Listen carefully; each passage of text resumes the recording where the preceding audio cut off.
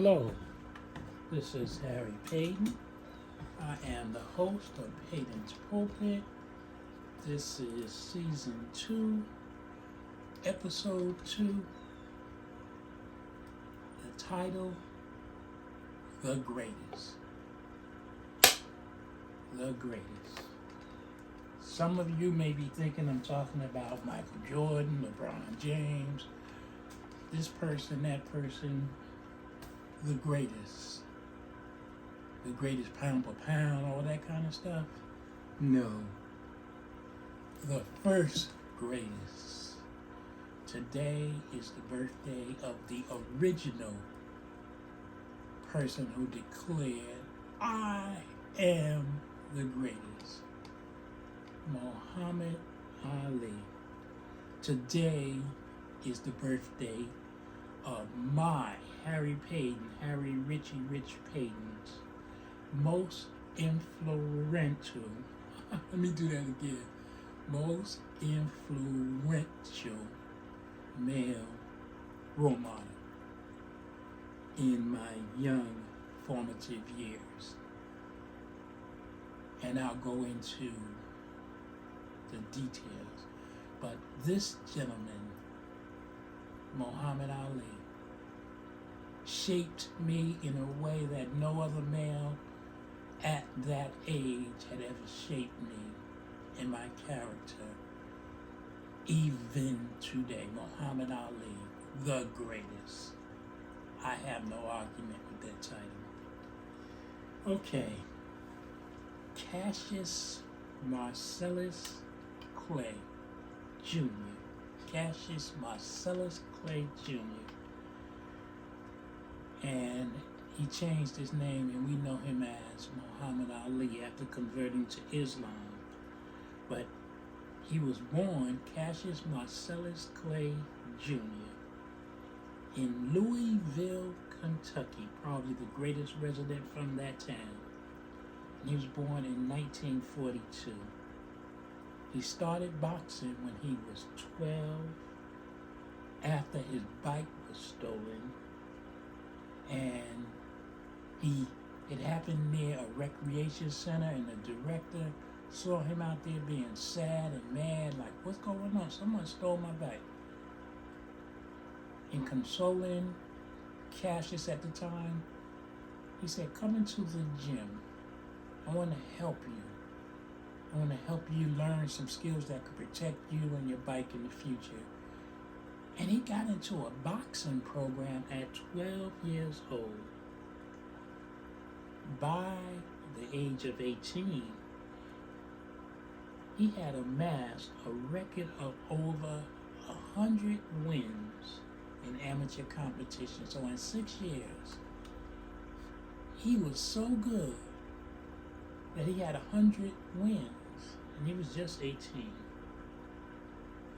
In 1959, he won the International Golden Gloves heavyweight title, and in 1960, a gold medal in the light heavyweight category at the Summer Olympic Games in Rome.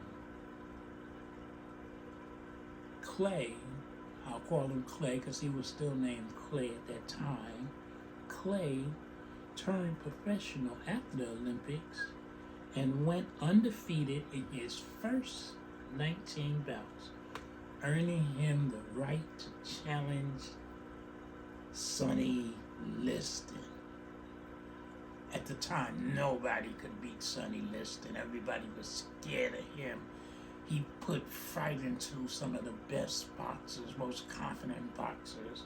But Sonny Liston had defeated the champion at the time, Floyd Patterson, in such a destructive fashion. He seemed like a bear over a dog, for lack of comparison state.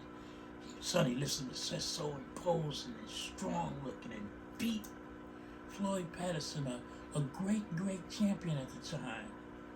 Like he was his son. You have to watch the fight. It's in black and white. It was quite a while ago. But that made him even more frightening. Oh, did you see how he beat Floyd Patterson? Now, nobody was beating Sonny Liston at the time, but this brash young man was coming up. And everybody was saying, Muhammad Ali is a great fighter. He's young and but nobody can beat Sonny Liston. So of course the promoters put together this young fighter who was undefeated against the beast, Sonny Liston. And on February 25th, 1964, I was 11 years old. A crowd of 8,300 spectators gathered at the Convention Hall Arena in Miami Beach. The CF then named Cassius Clay, who was at the time nicknamed the Louisville Lip because he sold so much trash, he talked so much trash, could put his money where his mouth was. Again, I was an impressionable 11-year-old. Formative.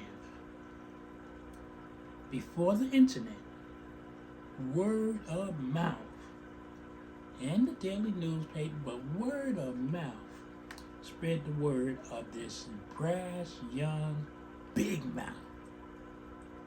During his tenure, he became either the most loved or the most hated boxer of his time ever. He predicted rounds, talked about how pretty, I'm so pretty, floated like a butterfly and stung like a bee. Oh, in the fight, in case you don't know, Muhammad Ali, well then Cassius Marcellus Clay at the night of that fight beat the once thought unbeatable Sonny Liston. It took 8 rounds, if I'm not mistaken, almost showing right. Just part of history. He beat him. Sonny Liston's eyes were swollen, look almost like he couldn't see because his eye. Well, he couldn't see. His eyes were so big. He just kept peppering him, and he was floating and dancing and doing all the stuff that he could do. Now, let me try this here, cause I ain't the young man I used to be. Okay. Get out the way. Can you see my feet? Boom, boom, boom. That boy was bad. Okay. With my nebulizer. Muhammad Ali beat Sonny Liston, and thus history was made. And the story goes on. That was just the start of his story. He was stripped of his title some 3 years later, still in the prime, still beating people. He had this knack. He would predict, if you want to go to heaven, I'm going to beat him in 7. If he's late, I'll knock him out in 8. And he was predicting rounds for maybe the first 10, 20 fights. The boy was bad. The boy had never seen anybody like him. And again, I was a young 11-year-old kid, growing up and, getting older. But all of us looked at Muhammad Ali as, whoa, that boy is bad. We didn't want to be like the drug dealers, the rappers, we wanted to be like Muhammad Ali. We practiced boxing, we boxed, we talked trash. And one of the skills, because I love talking, is I talk trash. And I did say I talk trash better than anybody. I still do. There was always a saying I used to say, leave me alone when you're going to what we call a hike on somebody. Because either I'm going to make you cry or I'm going to make you want to fight. And to this day, there's people out there that don't like my mouth. Luckily, we ain't out there fighting and stuff, because I still would beat. Anyway, the story of Muhammad Ali I won't go into, but today's his birthday. Muhammad Ali was a man of conviction. He was stripped of his title during the prime of his career for declaring a moral, religious, conscientious objection to the war in Vietnam. He said, "The Vietnamese never called me the N-word. Why should I be going over there fighting another person whose color looks like me?" Oh, America did not like him. There were those that said he should be nice and stop being so loudmouth. People like Floyd Patterson, people like Archie Moore, many of the other boxers at the time, because Joe Louis was another one. You should be like us. We were gracious. We smiled a lot and cheesed a lot. And America just liked us because we were great at sports, because America always expected people of color to be great at sports. I'll give that almost goes back to the racist days. You know they're better, they're superior, they don't, that kind of thing. But he shows his intelligence, which he, actually didn't have a lot of schooling, but he still was an intelligent man. He spoke well. Again, he rhymed, and he had a special relationship with Howard Cosell, the great announcer, and they had a great relationship. But Muhammad Ali, again, he influenced me at that age, because at age 11, I don't know about you, but most of us didn't think of our fathers, other people sometimes as our heroes. My father was a very, almost like Joe Louis, they were raised, be respectful, don't be loudmouthed, and all that kind of thing. So I didn't follow that pattern, because at the time, many of us, we were starting to feel our own civil rights and everything else. Like, I'm black and I'm proud. And that's how we experienced life. And Muhammad Ali was a role model to us, because he didn't care black or white. He talked trash about you. He was a great fighter. He shaped me, because to this day, I know, I don't mean to be like saying it this way, but a lot of y'all don't like me because I talk a lot. And I say what I want when I want. And I'm sorry. Muhammad Ali was my role model. I follow his pattern. He is indebted into my soul. I talk trash. I can box. I can beat people. I fought a lot. I fought a whole lot. Didn't always win, but you could always get a fight out of everything. Muhammad suffered from Parkinson's disease, and they say it was from pugilistic punches, which meant that he probably got it as a result of all the punishment he took in the ring. But as much as people hated Mr. Muhammad Ali, he became the most recognized and loved sports figure ever.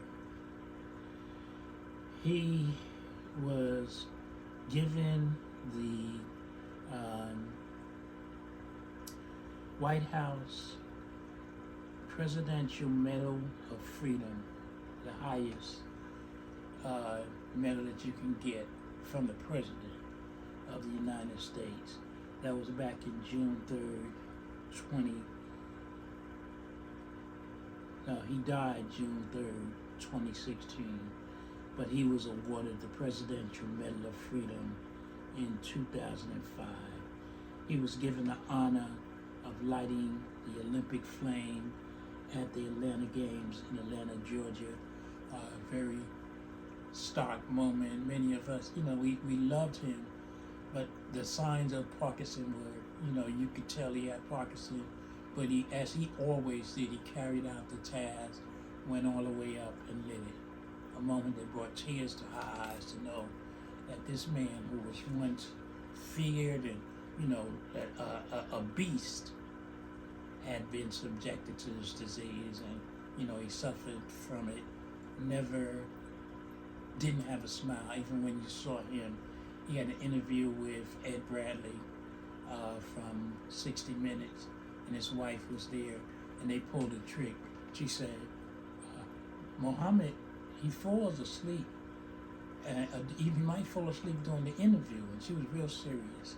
And she said, But the thing I've learned, the doctors have told me, is don't wake him up because he'll start flashing back to when he was boxing. So Muhammad, the great comic that he was, maybe he fell asleep just laying there. And Ed Bradley, the serious reporter that he was, took it serious. It just seemed like the truth. He said, "What should we do? What should we do?" He said, "Well, I don't think we should wake him up because we're doing the interview. I'm gonna wake him up." And so his wife, in on the joke, touched him. Muhammad, wake up, wake up. And he woke up, pull. And he laughed. And it was so funny because it was reminiscent of Muhammad Ali, a great jokester, a great personality, the most influential male, black, white, Chinese, in my life. Because at age 11, I wanted to be just like him. I'm sure millions and millions, but I mean, it was so inside of me that it changed my life. I went to school talking trash. I went to school and people, "Oh, man, would you shut up?" No. And I fought, and I'm still fighting to this day to be that loudmouth. Happy birthday to the greatest, Mr. Muhammad Ali. I thank you for being such a positive influence in my life. Thank you, sir. Before I close, Big Blue is back, and I have my Big Blue paraphernalia. I'm not a Johnny-come-lately. I've been talking about the Giants for the last 4 years. Read my internet posts. I've said they sucked when they sucked. And now they're not sucking anymore. And I'm back. My ring from back when we beat the old Tom Brady who lost last night to the Cowboys. Time for you to retire. Home. Big Blue. Big Blue. See? That's what I'm talking about. This is the Muhammad Ali and me. I talk trash. Love it. To God be the glory for great men like him. Just so you know, my father is a big influence. God rest his soul also. He was more influential in teaching me how to be a father. So that, don't ever let it get twisted. Muhammad was a kind of, different kind of influence. He helped me shape how I would be around the people because my dad wasn't like Muhammad Ali. Harry Paden was and is like Muhammad Ali, so he shaped me. But my dad shaped me as being a parent. I'm a great parent. My children are great. To God be the glory. I had many men who shaped me, but one of the most influential. Happy birthday, sir. Rest in heaven. Muhammad Ali, the greatest. To God be the glory. Happy birthday. Float like a butterfly, sting like a bee. Rumble, young man, rumble.